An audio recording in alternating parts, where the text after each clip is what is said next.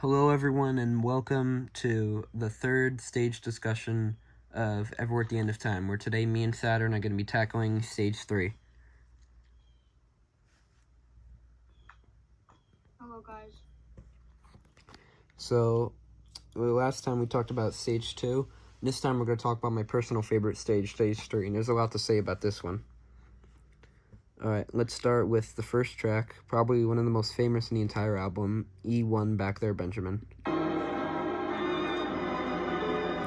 This is one of the most famous tracks in the entire album, and it's easy to see why. After the sad and very desperate, I guess, way to end stage 2, with The Way Ahead Feels Lonely, we get into something that's chaotic and really weirdly happy. The trumpets sound like they're in pain, and there's definitely a sense of desperation to this track. The trumpets coming in also sounds very desperate, like I said.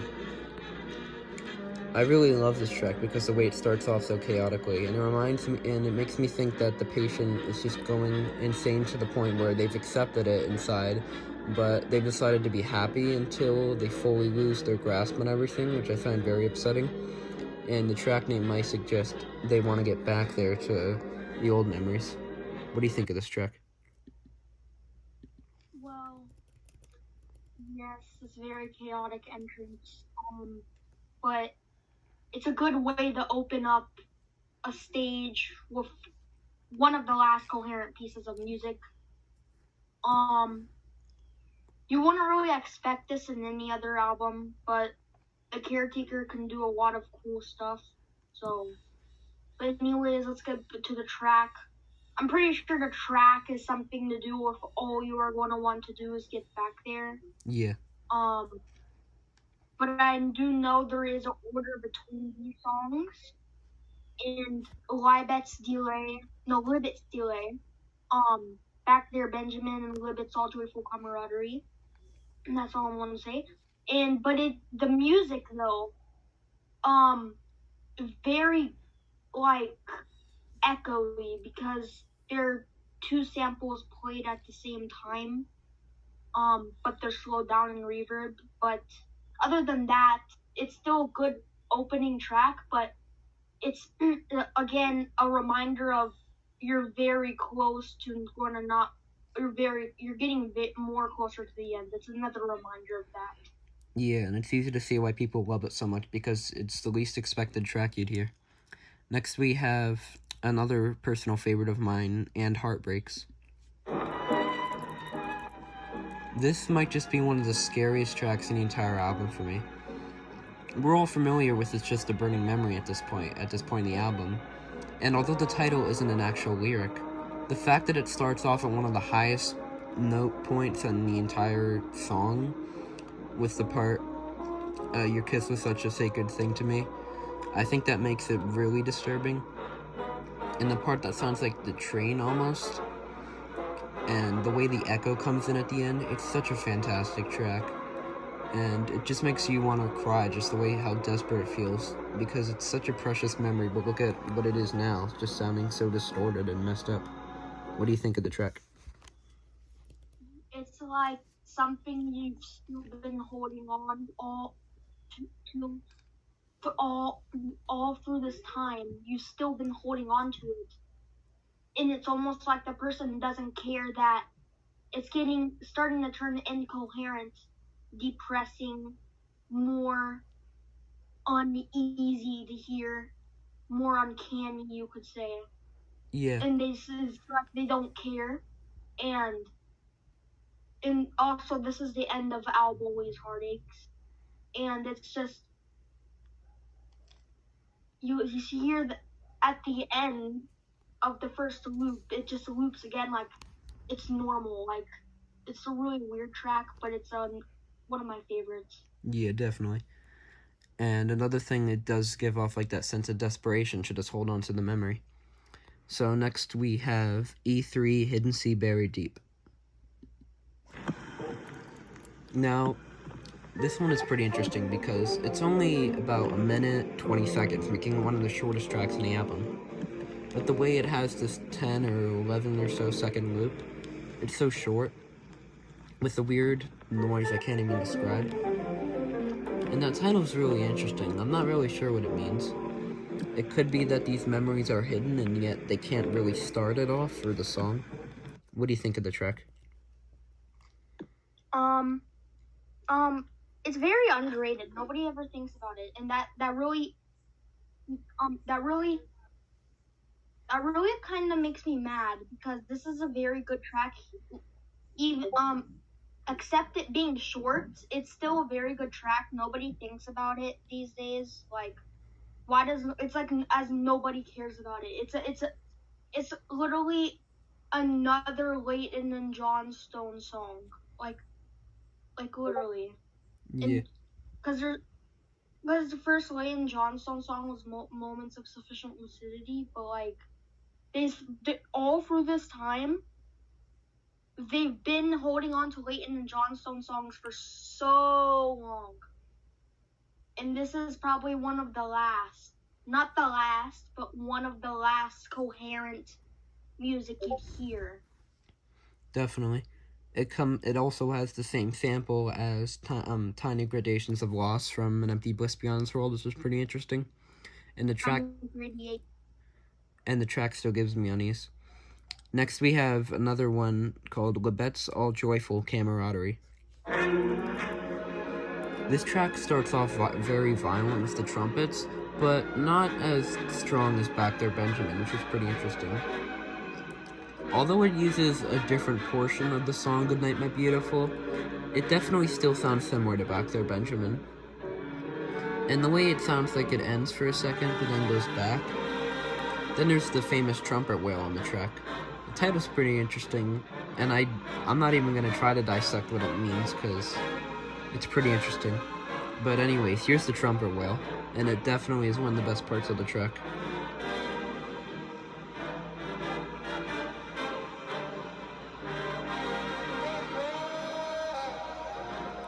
So what do you think of the track?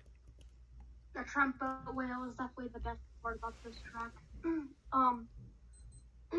And it doesn't really resume Back There Benjamin. It's just after Back There Benjamin stops, there's this part that isn't a track, and then after that, then you can it's like Back There Benjamin, but then the end, it's like Back There Benjamin, but more distorted.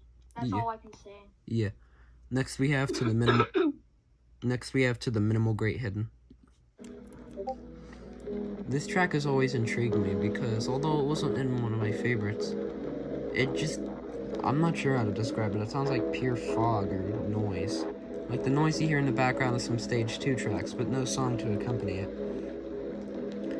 The name could probably represent it's going to these hidden, the fog or the brain fog. And you're going to the minimal part of it because it starts to get worse. It's a very interesting track. What do you think of it? Again, it's a coherent track, but not at the same time. It's another Leighton and John Stone track. Yeah. So song. Because the vocal and the normal are both. Normal is Madeline home, I think. Yeah. And the vocal is actually Hidden Sea Buried Deep. But anyways, they're both Leighton and John Stone songs. But besides that, To the Minimal Great Hidden probably means there's a great chance of like you don't really notice the music being too distorted even though it is. And it's more like reverb than actually like kind of distorted. Yeah. And you're only getting a glimpse of what's to come. Definitely. So next we have another really interesting track, Sublime Beyond Loss. Now I think about E5 and E6, and they're pretty much polar opposites. Yes, they're really hard to understand in music, but where E5 is very quiet and was a lot of static, this track is definitely comes in with the trumpet, just like E4 and E1 a lot. There really isn't any coherent melody throughout the whole thing, just bits and pieces. That makes the track really interesting. and the fact that it doesn't loop too.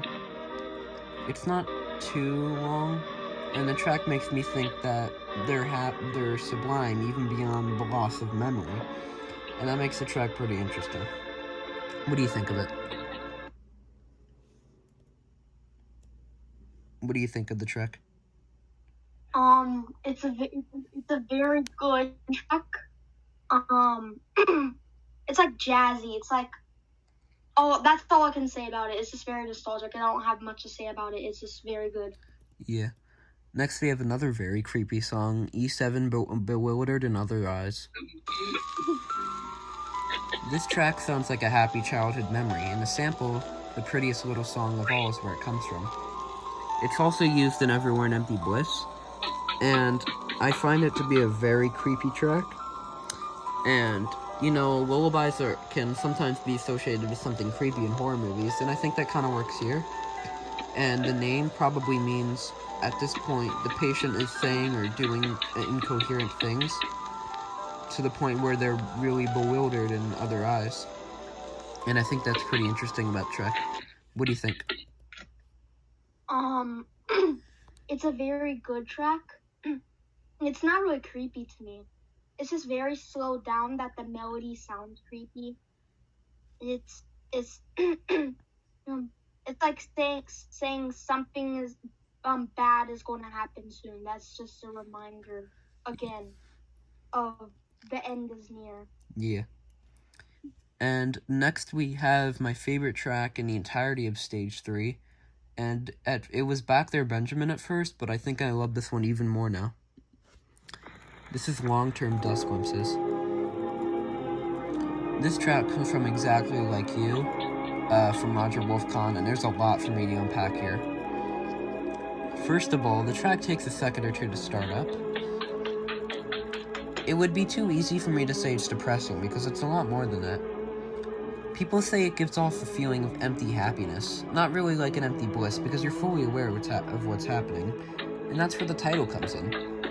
Long-term dust glimpses isn't talking about dusk as in nighttime, but rather you're foreseeing what is to come, and these are the long-term dust you'll be feeling, all this darkness surrounding you. The track isn't really full of static, and it's definitely more coherent than tracks like, say, E5 or E6. It doesn't sound creepy, but rather just a patient, not in denial, but still trying to stay happy amidst all the chaos. That's why I love it so much, and that makes it genuinely one of my favorite songs in the entire album. What do you think of it? I mean, like, it's very good. It's at one point of time, like a few weeks ago, it was actually stuck in my head for the whole day. I'm pretty interested in it. And I'm pretty sure long-term dust glimpses is glimpses of a long time dusk, because maybe you're probably going to be in a nursing hospital and won't really see the day. That's why it's going to be a very long-term dusk. Yeah, it's another way to put it. And you're right, it is like a very good track, and I wish people did talk about it more like E3. Next we have another pretty odd one, Gradations of Arm's Length. Now, this track isn't too long, just like E3. It sounds sad, but right before the song starts, it just loops.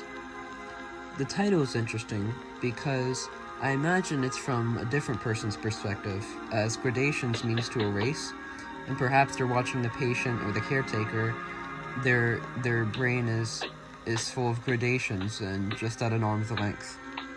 What do you think of the track? What do you think? I like it. Nobody really ever talks about it. Yeah. I don't know why. Maybe because it's not really interesting, but I know the track has a meaning. And I think what does gradations mean again? It means like erasing or to like wear something down. Okay, so like it's like a mix of tiny gradations of loss and a camaraderie at arm's length. Yeah. And the track also had a long sample hunt where people were trying to find the original song it came from, which is interesting. Next, we have another very popular one for very good reasons, F2 Drifting Time Misplaced. This track uses the same sample, Lullaby in the Leaves, as C2, and I love that song. But what's interesting is that this is the Layton and Johnstone version, and although it's calmer there, here it's a lot more disturbing. See, Misplaced in Time was a very sad track, but it was still coherent. This one, however, has a very short loop. It doesn't have the trumpets, and the echoing is very disturbing. Not to mention, as the track goes on, there's more echoing and crackling, to the point where the final minute is just full of the static, which makes it really disturbing. No other track in the entire album progresses like this, and that's why it's one of my favorite ones. What do you think of it?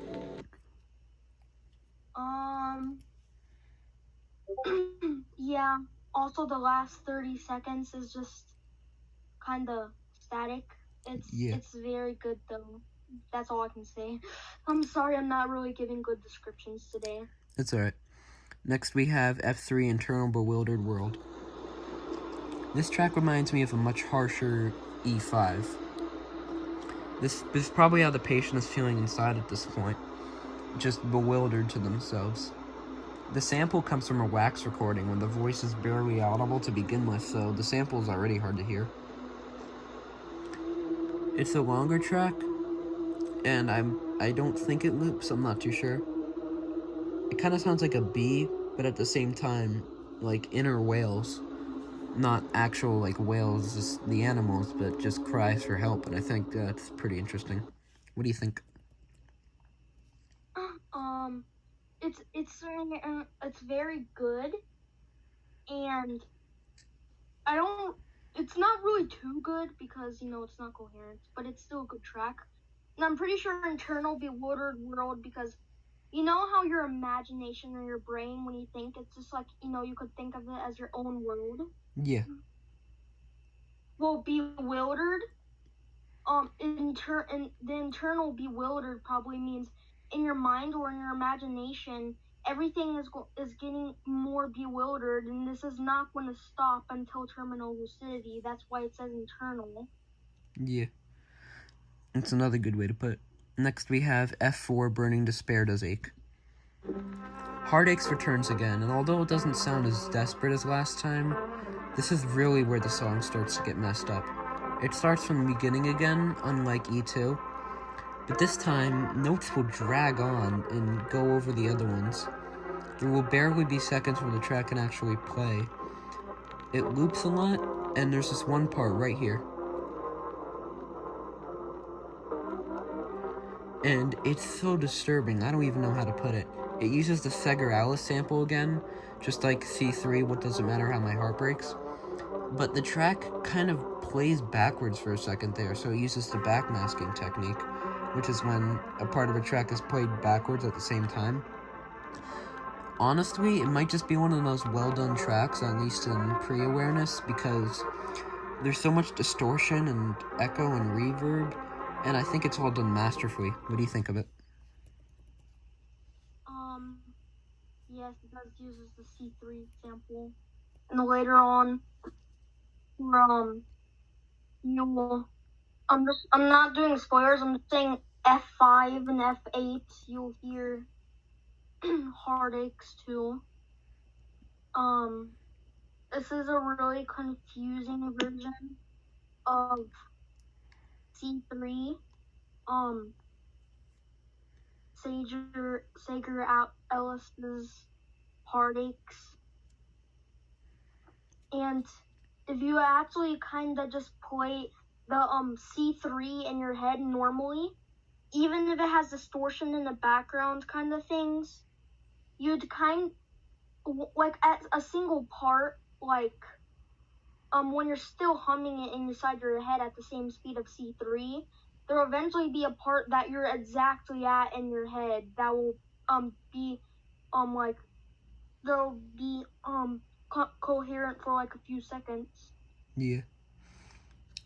And the title at this point is just like a mashup of different words and things, and there isn't really much meaning anymore, which is interesting. Next we have Aching Cavern Without Lucidity. You can barely hear it at first, but this is an extremely slowed down version of Heartaches, like you said, by Seguralis once again, who's used a lot. And this version of the track, the word aching kind of gives you a hint to what it's about, because heartaches, just like F4, but it's much harder to tell this time, and you have to speed it up to truly hear it. And the title describes it perfectly. It really is an aching cavern without lucidity. There might still be a song playing, but you can't tell what it is anymore. What do you think? Exactly. So, you was exactly going to say what I was going to say. Yeah. Very slowed down heartaches. Just very slowed down, and I don't think it loops because of how slowed down it is. So Yeah, it's truly an aching cavern without lucidity. definitely. Next we have An Empty Bliss Beyond This World. Not the album, but the track. This is one of my favorite tracks in the entire album, not just because it shares the same name with The Caretaker's famous Breakthrough album, but also because I think that has a lot of significance here. To come after F5, you still have lucidity at this point, but we're nearing the very end. Just 2 more tracks away and we will enter the post-awareness. It sounds disturbing, not in the same way E7 does, where it's just creepy and like sounding like a lullaby, but because this is one of the most important tracks to The Caretaker, and the original was pretty great too. While it's still definitely coherent here, you can hear all this reverb and echoing, and this is a different version of The Wedding of the Painted Doll, which is the famous sample. The way it speeds up at this point is also very creepy too. It reminds me of just staring at the clouds without a thought, and it definitely gives you an empty bliss feeling. What do you think of the track? Just to tell you guys, this is one of the last coherent pieces of music for a stage, and that is longer than a potential clarities that pop up in stage 4, stage 5, and stage 6.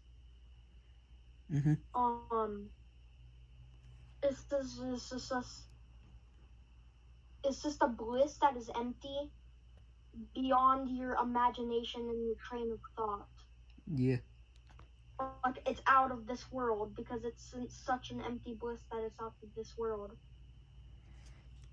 Alright, so next we have La Bête Delay.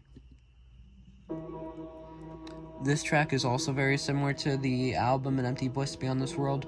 La Bête's Delay was a famous track here, but this is also the same sample for Back There Benjamin and La Bête's All Joyful Camaraderie.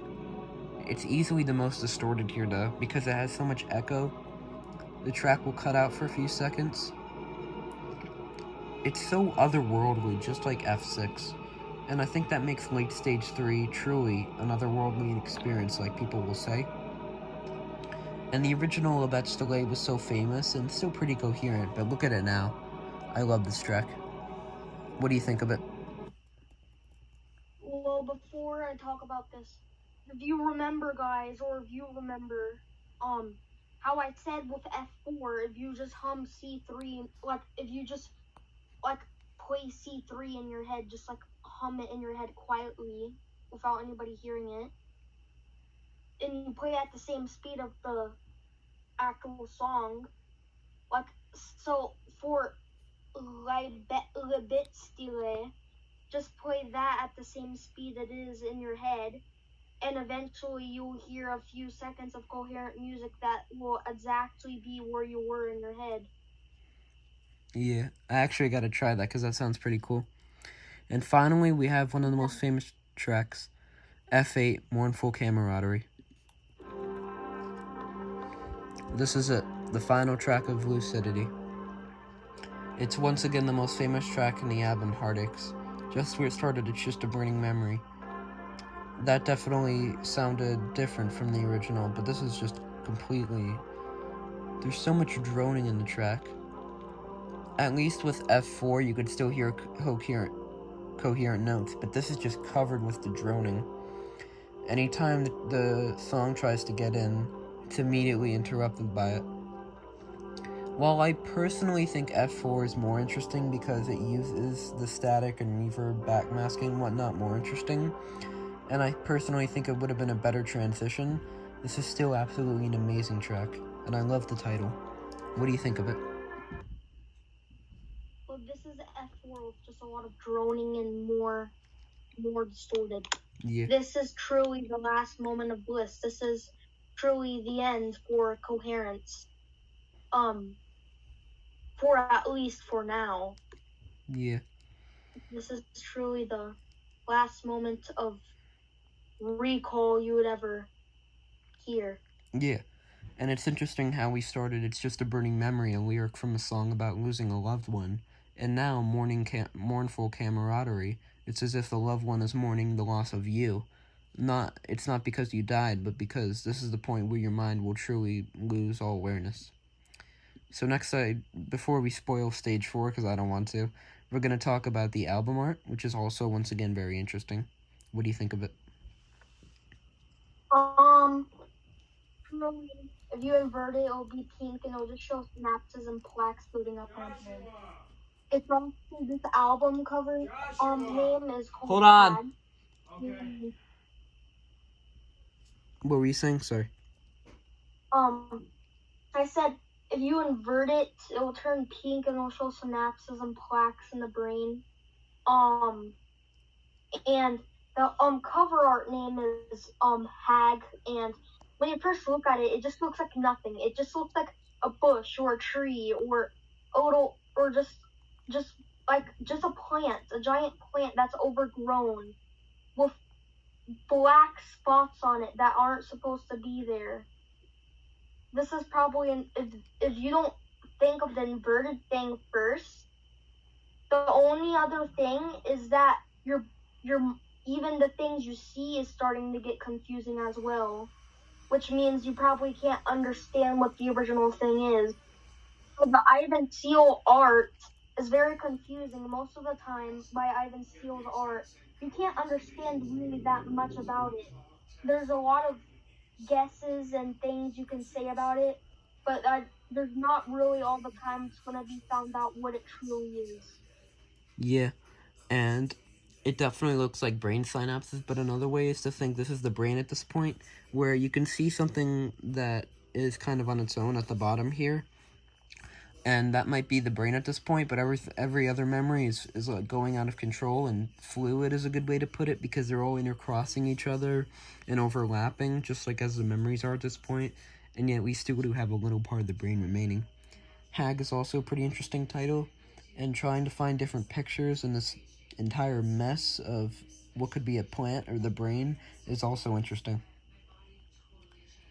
So thank you for... Should we also do stage 4 in this video? What did you say? Should we also do stage 4 today as well? I don't think so, because there's so much to unpack in stage 4, and I don't really want to spoil it here. So, well, thank you for joining me, though. It was a lot of fun talking about this stage. It's my personal favorite, and there really was a lot to unpack here.